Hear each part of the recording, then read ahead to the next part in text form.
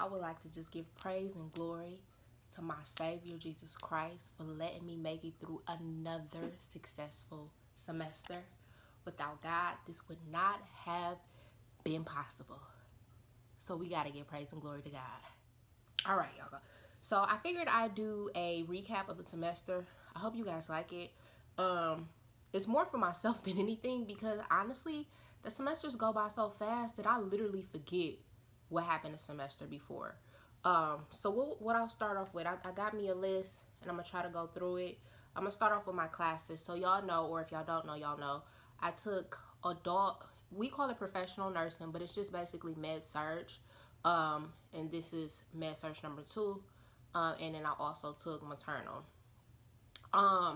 As y'all already know, for med surg, I'll start off with that. My med surg teacher, y'all already know how I feel about her personality. If y'all haven't seen that vlog, I think it was called She Played Us or something like that. She Really Played Us. Go watch that to hear about how extra she is. But I really truly enjoyed her as a teacher.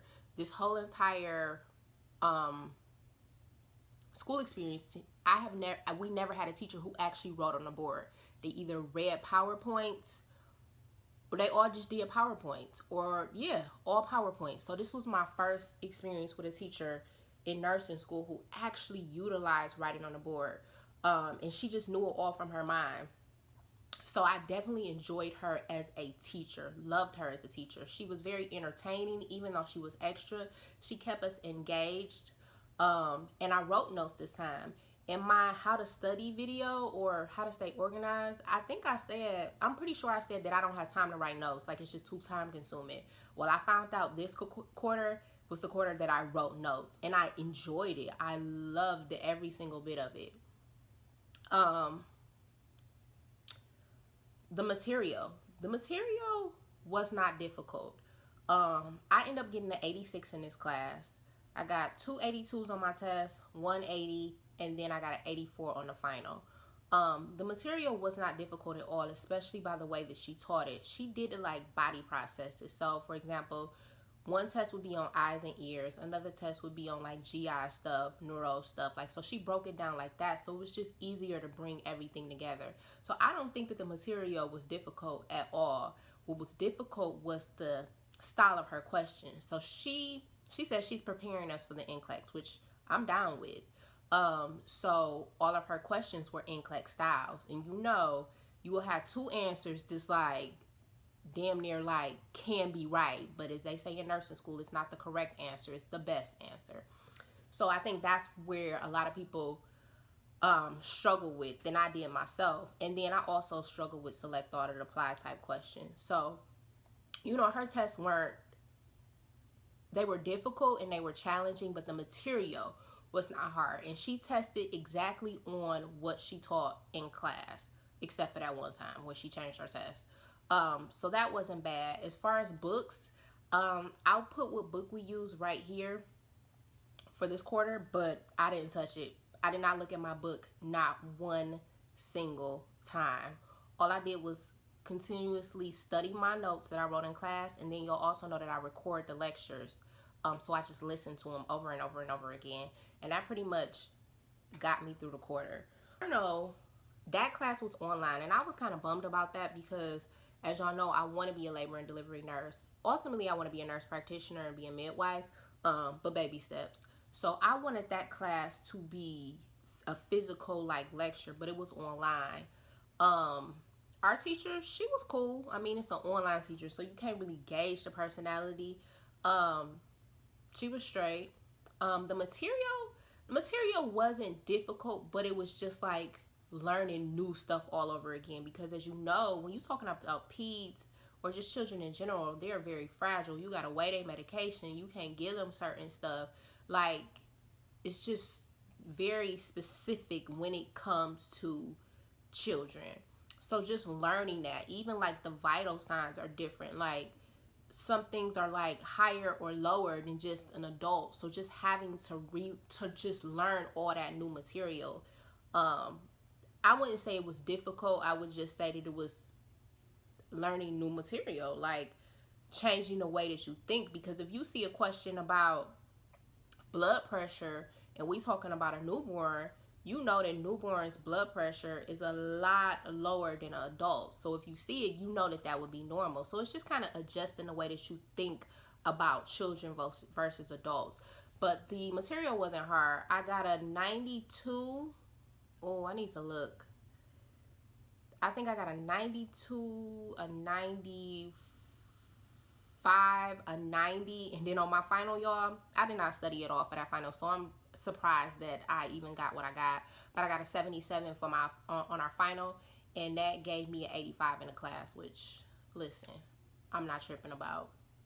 Else, books. I did not use my book at all for maternal. I also put what book we used. I actually rented it. And I did not open it one time, not one time. I just used her study guides. Her reviews for the test were pretty good, to the point where if you just listen to that over and over again, you basically will be prepared for the test. So maternal and med surg, those classes they were difficult and they definitely were challenging, but those were just kind of the things that stood out to me about those classes. Clinicals this year were pretty much the same. We had a total of 8 clinicals combined between maternal and med surg. I hate that we only, like, the classes that I truly enjoy, like mental health and maternal, we only had 3 clinicals for. And I guess because that's more so of a specialty area versus med surg, you need to have a lot of knowledge in that just to do basic level stuff. So I get it. But because those are areas that I'm interested in, I'll always get bummed out when I see that we only have 3 clinicals a piece for those specific classes.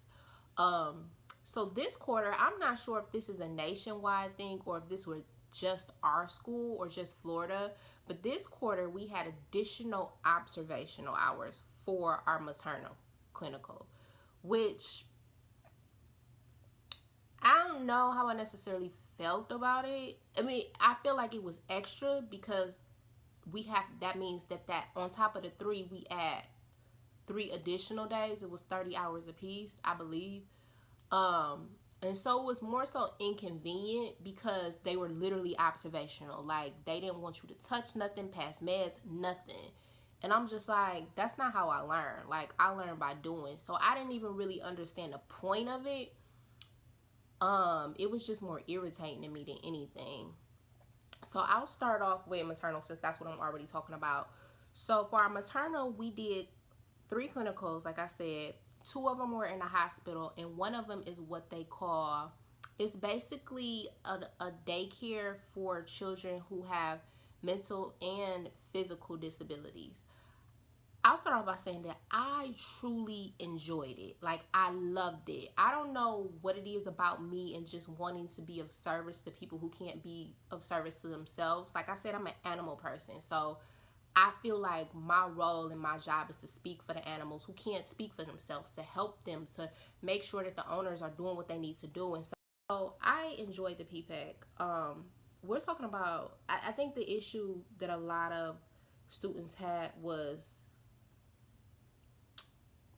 I guess, ethical issues, because some people felt like, when I say these kids, like, are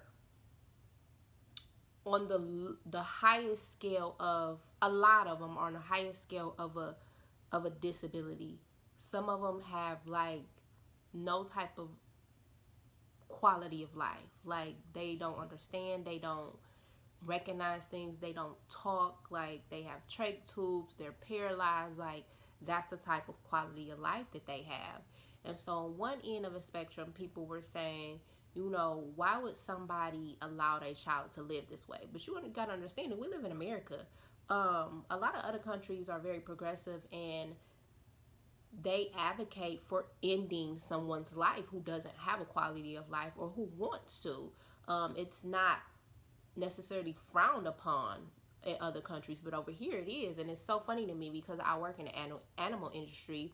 We advocate for owners to put their animals down if they don't have a good quality of life. We understand it.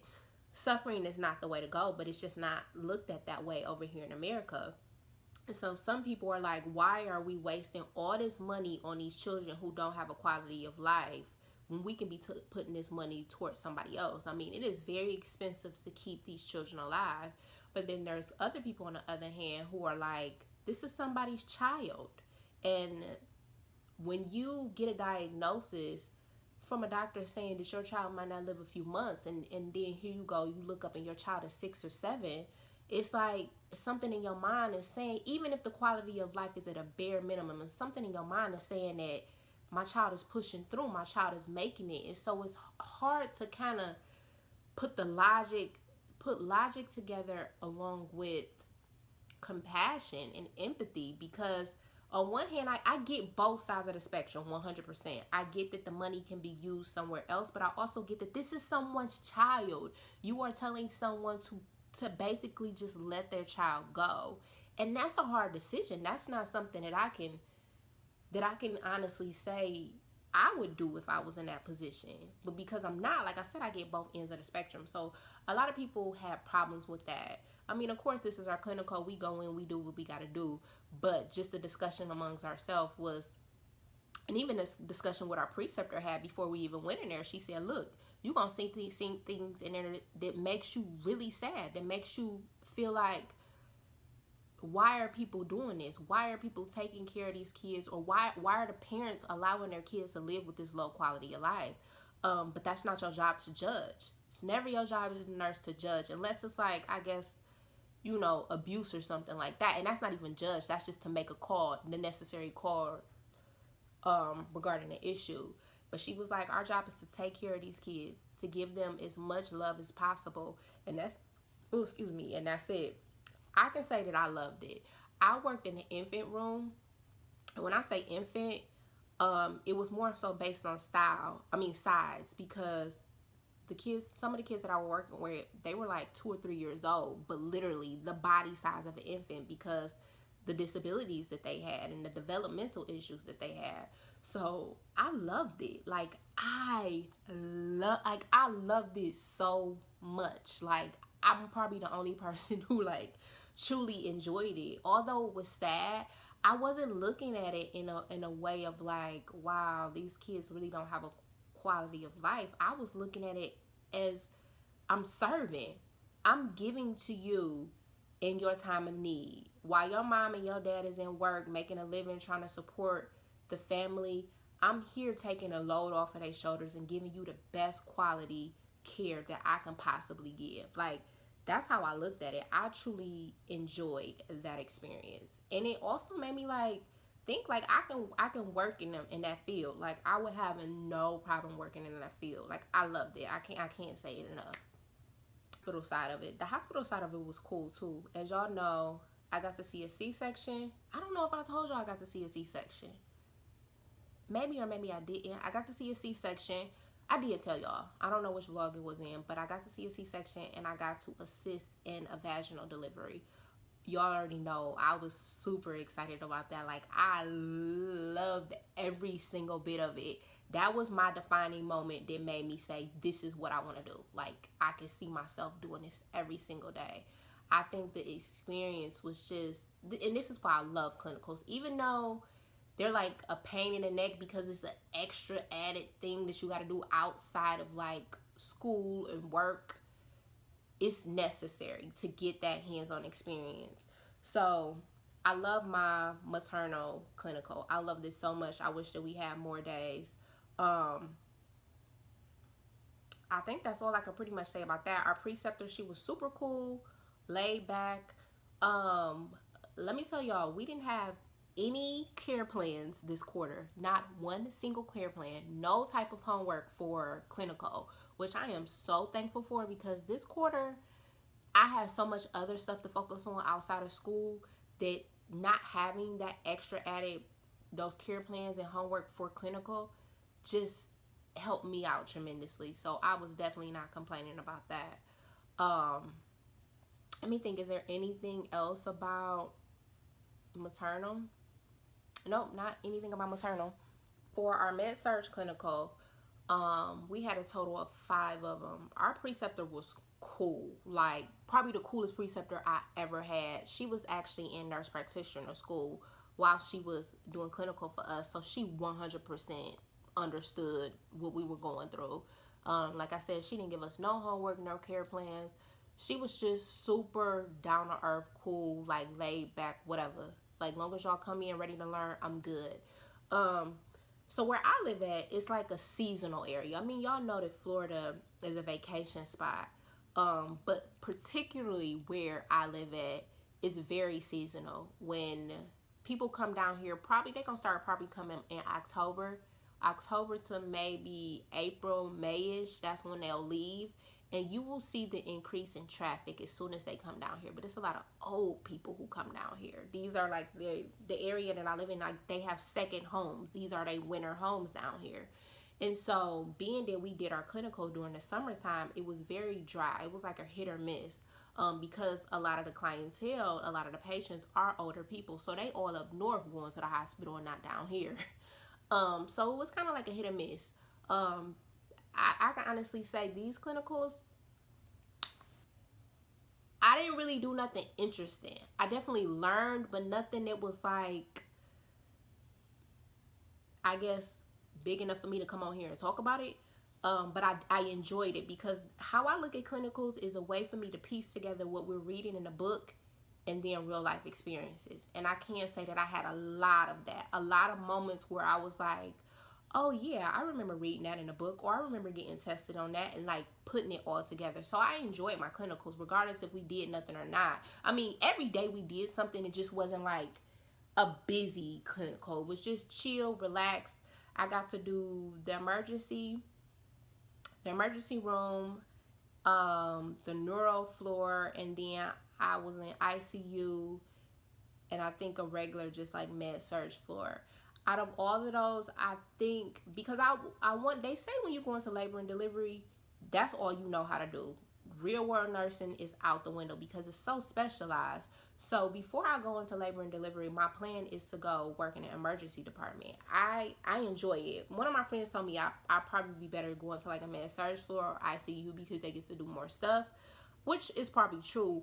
But what I like about the emergency department is that the patients don't stay there.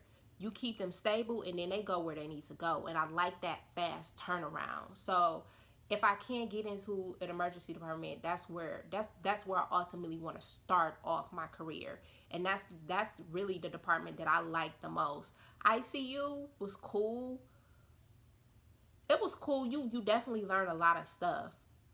And especially if somebody come in critical, that can be exciting and make the day go by faster. But ICU and med surg, I'm just like, whatever. The neuro unit I did like, but the neuro unit, like I said, a lot of people who come down here are older people. So it's more like dementia, Alzheimer's, stuff like that. I think I did have like one stroke patient. And that's pretty much it.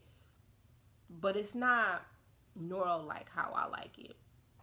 So I think I know that I enjoyed my emergency department, the clinical, the most, and I know that that's where I want to go. I've always said that since I've started clinicals, that's always the area that I enjoy the most. Was there anything about our med surg? That's pretty much it. So that was clinicals. Clinicals was cool. Y'all know clinicals are clinicals, but I would say that I had like a really enjoyable experience with both clinicals. So that's pretty much it about that. About the ATI. So I think different schools have different things. Like some people had a HESI, we had an ATI. And so before they release I don't even know what I guess release our name to be able to take the NCLEX, our school makes us complete all of our ATIs. So we have a total of 9 throughout the whole program. I've passed 3, I've failed 3, and then next quarter I have 3 more new ones that I need to take. And so you have to level 2 or higher in order to pass. And then they'll release your name to go take your NCLEX. I believe our school is really big on that because the ATI is harder than the NCLEX. So if you can pass the ATIs, this is what their rationale is. If you could pass the ATI, then you could pass the NCLEX on the first try, and we have a really high success rate of people passing on the first try. Which I'm not tripping about that. Like I said, it's just extra added work that we have to do. So this quarter we had 2 maternal ATIs, one for newborn and one for peds, and that was it. So I failed my maternal ACI. I didn't study for that at all. Originally, it was supposed to be given after our first exam, and I think if it had been given in that time frame, I would have passed it.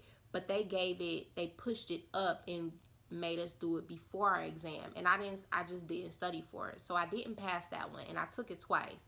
The second time around that I took it was like a month later, and I did better, but I still didn't pass it. So I still have to take that one. And then our peds one, which I'm surprised I passed because I studied for it. However, when I went to go take it, what I studied was nothing that was on that test. So I had to really, like I said, use my critical thinking and common sense skill and just try to piece things together.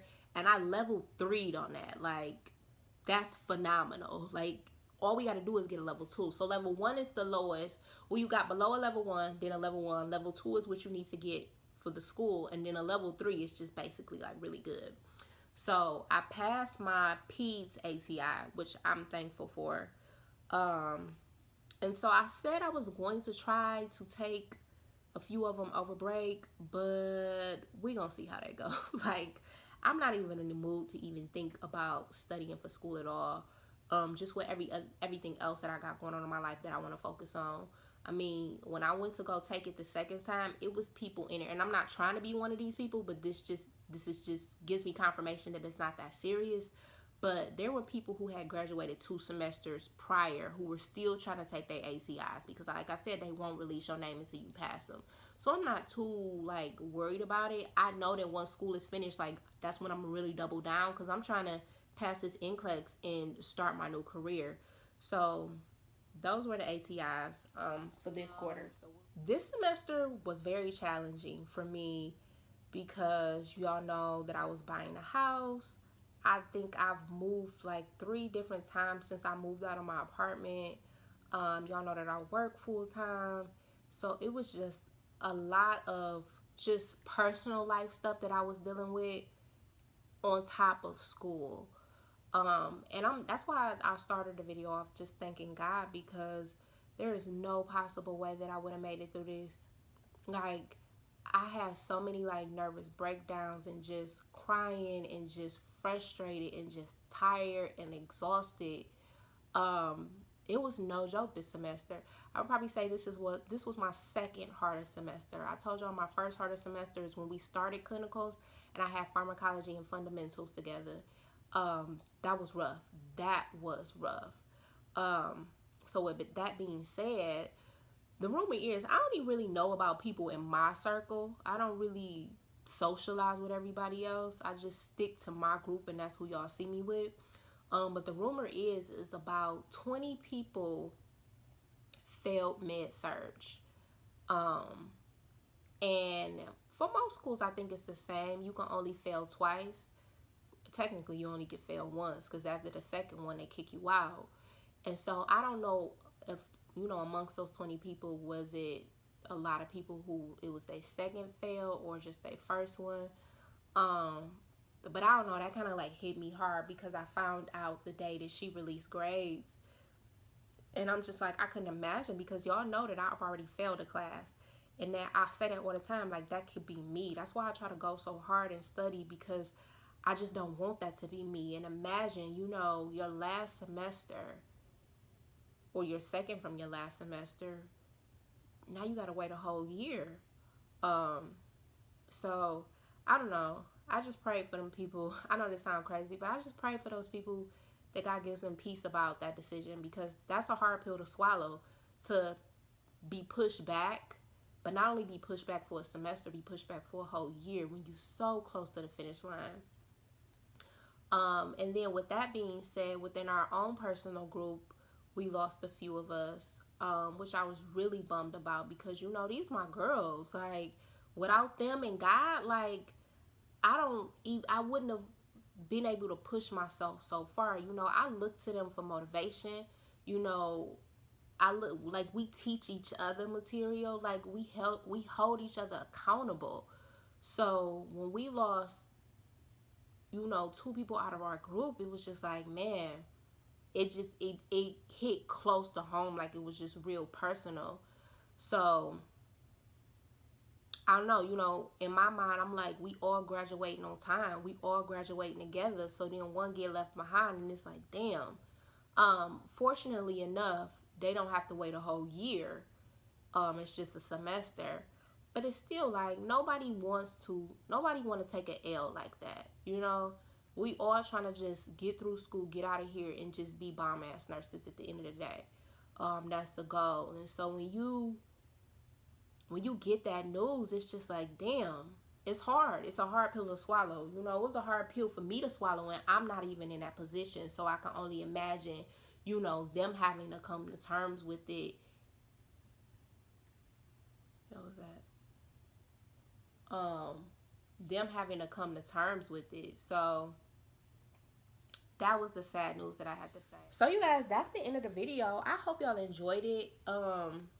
Got something out of it. I probably should have been doing these. Like, tell me if y'all like them. I only got 1/4 left, but if y'all do like them, I'll make sure that I do it at the end of next semester too. I just thought it was like a good way to just kind of reflect over the quarter, because I'm telling you, y'all, the quarters go by so fast. I mean, they're hard even when they're going by fast, like the days are just going. But you look up and you be like, what did I do? What was my experience? So I just felt like it was a good way for me to go ahead and recap, and then also let y'all know, because y'all only see little snippets here and there, and I try to be as candid and upfront and blunt about everything that's going on. But sometimes you know, like some things I don't record. I'm not gonna record somebody finding out that they didn't pass the class. You know, that's just things that y'all wouldn't necessarily see. So I feel like this is the perfect time to kind of just regurgitate everything that happened from the semester. So I hope you guys enjoyed this video. And I will talk to you guys later.